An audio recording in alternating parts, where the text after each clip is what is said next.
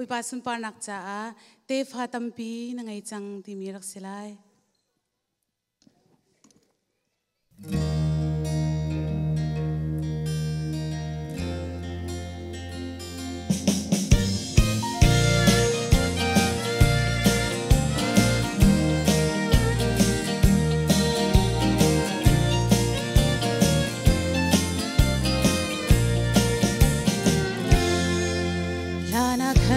Jerusalem phang ngay lâu bần tu na rak si sim han se lo atu chu la na sa khâu chang lung lom nak na sin na phan chang mi dâu hoi ngar na si ti lo sut xóa rau sung te pha tâm pi na ngay chang na nak tham ngân đeo in sa ôi ba bẹt mi nol bia an si ri kha sau lo atung kha pe ter na chi lung chung cao đeo in roa ôi ba fel mi non zia an si anung mi dung na atun fet sang chin se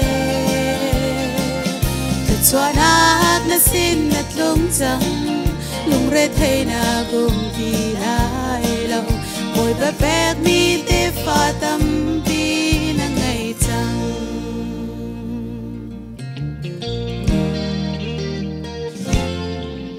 na sham thop mi man se lo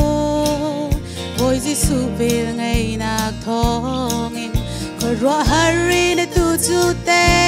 nak na chau chang lo tin nak na ku da phan chang chin phan ding zong om ti lo zong nak tha rau te pha tam pi na ngai chang na nak tham ngân đeo in sa ôi ba bek mi nol bia an si ri kha sau lo atum kha pe ter na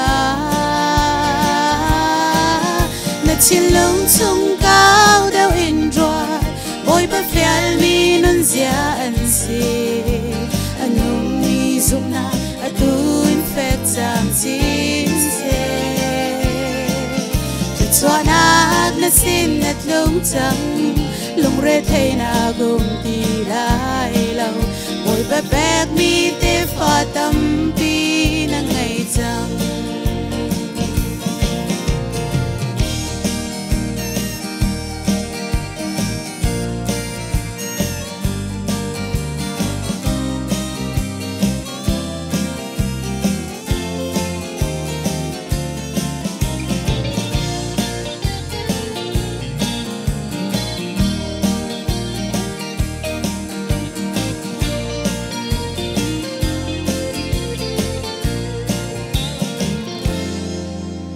hai lấy lâm thuần bial te ôi Giêsu chôn biak nak zu